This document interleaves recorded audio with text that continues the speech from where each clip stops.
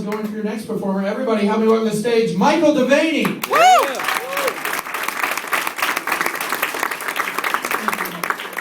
Good evening, folks. How's it going? Woo! It's good to be back here. I tell you a little warning before I start the show. I stutter, I'm dyslexic, and I prematurely joculate my punchlines from time to time. So if I get a little something on you, I'm sorry. I used to wet the bed, but now it's a lifestyle choice.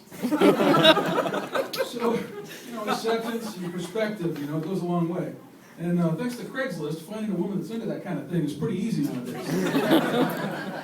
Oh, geez.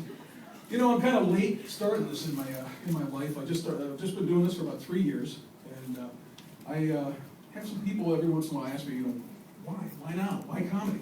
And I tell you, I heard it from my ex-wife that she used to always say something like, "Hit the road, funny man." She always used to encourage me to do this, and my therapist prescribed it every once in a while. But really, my judge court ordered this as part of my community service. So I've got about 3,000 hours of this to do at 5 and 10 minutes at a pop, so I'm going to be here for a while. Actually, last year, before I came up on this stage, I was at this contest, and the woman that I was dating at that time decided to call me up 5 minutes before I walked on stage and end the relationship. Great timing, huh? My sex sucked. And I tell you what, it was a very rough night. Things were moving pretty slow. I was having a rough time with it, And I was pretty pissed when I got off stage, and I thought about getting even, but I didn't know what to do, So my buddy told me, why don't you sleep with her mother? And I said, that sounds like a pretty good idea. That would really piss her off, But by the time I got the grave half dug up, man, I tell you what, I wasn't so pissed off anymore. The woman that I have in my life right now supports my comedy. She loves me a lot, and her mother has a pulse too. So that makes all the difference.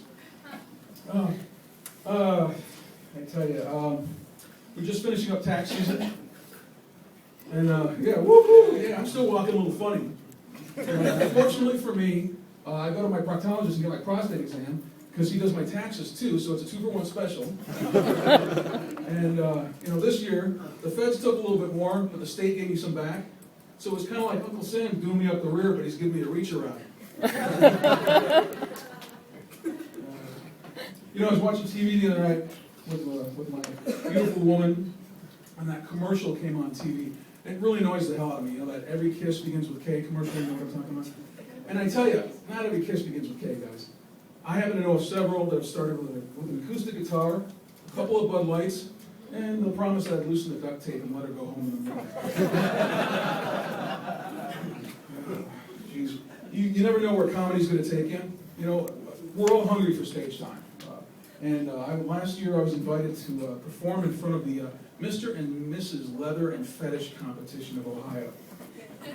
I went through a lot of hand sanitizer that night. And I met the fisting champion of Ohio. That's twice that's come up this evening. I tell you, my questions were just out the door in regards to when your budding sexuality is telling you that you're into this kind of thing, how do you find friends to play with? I mean, they don't let you borrow their toys because you never give them back. And don't your teachers ever wonder what's wrong with you when all your Lego sculptures look like fists? I think really the kid probably watched Bedknobs and Broomsticks one too many times, and he took it literally.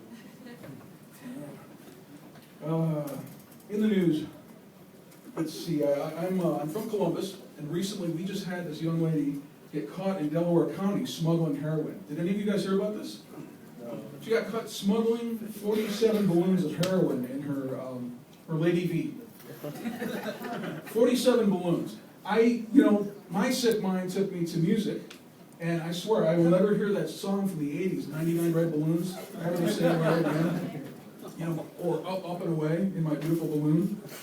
And for some reason, Tiny Kangaroo Down kept popping in my head for some reason, but I never quite figured that one out.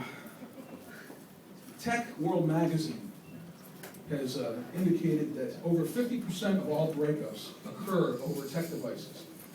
Twitter, email, Skype, not face-to-face like the good old days. I really miss the good old days.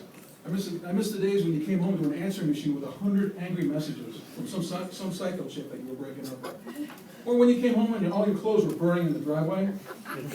Or when you actually had to go to her house and tack a restraining order on her front door with a dead squirrel. Those are the things I miss. Do you guys have any military folks out here? Yes. All right. Well, for those of you who are out there in the military, thank you very much for your service. I appreciate you guys getting in line recently.